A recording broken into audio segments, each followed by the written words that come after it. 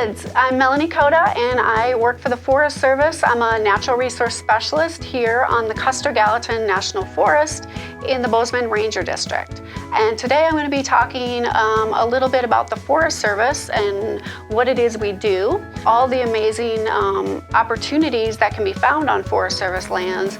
And then a little bit later, we're going to have a special guest today that's going to be coming and giving an important message.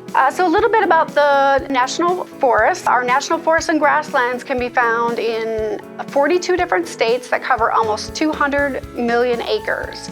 And for reference, that's about the size of Texas. Within these lands managed by the Forest Service, you can find almost every kind of environment you can imagine.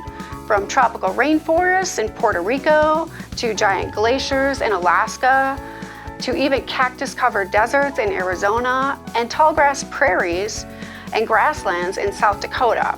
And actually those grasslands that are in the western part of South Dakota are some of the areas that we manage right here on the Bozeman Ranger District. Okay kids, here in Montana, guess how many national forests we have in this state? We actually have 7 different national forests that cover about 1/5 of the land, and most of those national forests are in the western part of the mountainous regions of Montana.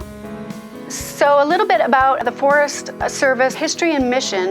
The Forest Service was established over 100 years ago in 1905 by President Teddy Roosevelt. The mission of the Forest Service is to manage our national forests for multiple uses, and that's multiple uses for everyone. And multiple use can really mean a variety of things, such as recreation, to timber harvest, but also conservation of our natural and cultural resources, as well as preservation of our wilderness areas. So who's been out on our national forest lands, and what activities do you guys like? Well, there's all kinds of activities that you can do on national forest lands, pretty much every day of the year. You can go out and go hiking, you can go skiing and snowboarding. Actually, right here in Bozeman, we have Bridger Bowl, and some people may not know it, but that's actually located on Forest Service lands. There's other activities you can do, such as riding snowmobiles, dirt biking, ATVs. You can go mountain biking, horseback riding. There's fishing, hunting, camping, boating, and even wildlife viewing. So what wildlife can be found on our national forests? There's habitat and homes for many animals on our national forests, and Montana is known for a few, such as grizzly bears, bison, and wolves. The forests here in southwest Montana are unique in that it's one of the few areas in the U.S. where all 3 of these animals can still be found. Our national forests are also a source of our water supply, including drinking water and water to grow our agricultural crops. So our national forests also provide grazing opportunities for livestock, for ranchers, where they can have their cattle, horses, and sheep out to graze on federal land. And there's also opportunities for mining exploration for minerals. Last but not least, of course, on national forest lands, we have trees. Trees provide us with a variety of things, such as fruits, nuts. They reduce carbon dioxide, they give us oxygen to breathe. They also offer wood products. The trees we grow and harvest on national forest lands are used in many different products that we depend on daily. Some of these common products you're very familiar with, such as the wood we use to build our homes, the paper we use every day, the cardboard that comes when we buy things. There are also wood products that we use every day that are less known, and we may not think about them being as wood products, such as fiber and resin for making clothing. There are even forest products, ingredients in such things such as toothpaste, shampoo, and even ice cream. So now that I've told you a little bit about the Forest Service and what we do and what we have to offer, let's bring out our very special guest, who is our longtime employee with the Forest Service. He's come out of hibernation just to say hi and share his message with you. Kids, my name is Jeff Shanafel. I'm a firefighter with the U.S. Forest Service based here out of Bozeman on the Bozeman Ranger District. And I'm here today with Smokey Bear.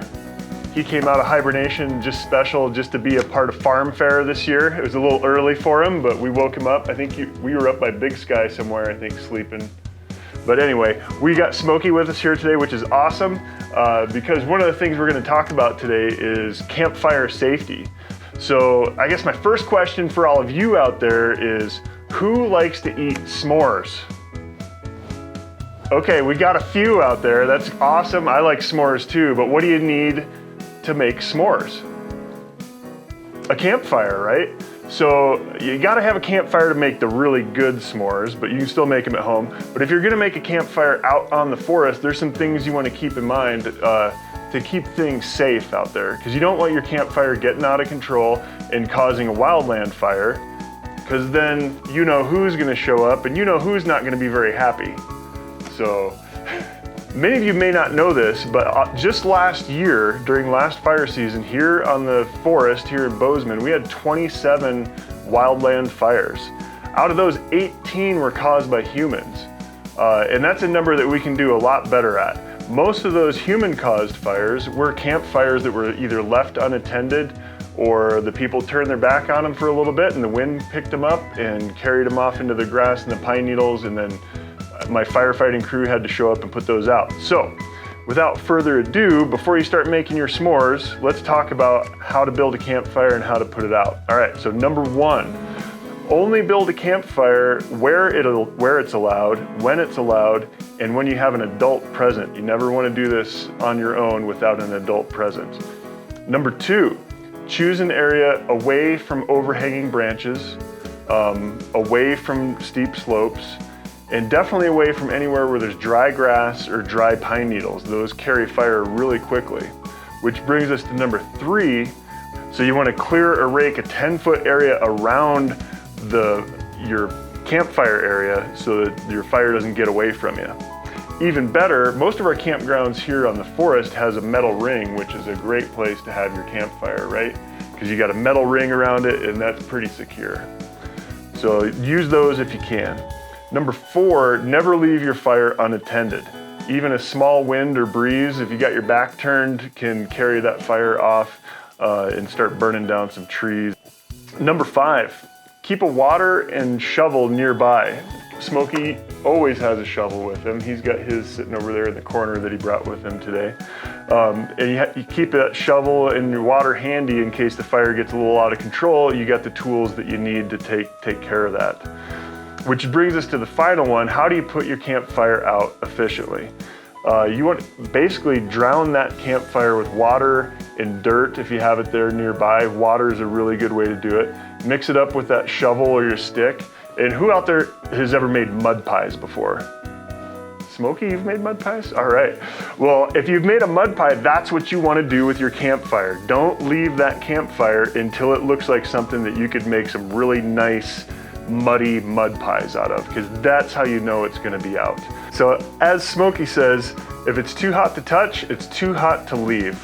And what he means by that is if your mom or dad can't come over and hold their hand where your campfire was, if they're still feeling heat, you need to keep mixing, keep stirring, keep adding water until it's just cool to the touch. And then you know your fire is going to be completely out and you won't have Smokey coming to eat your s'mores to put out your campfire. Right, Smokey? All right, high five.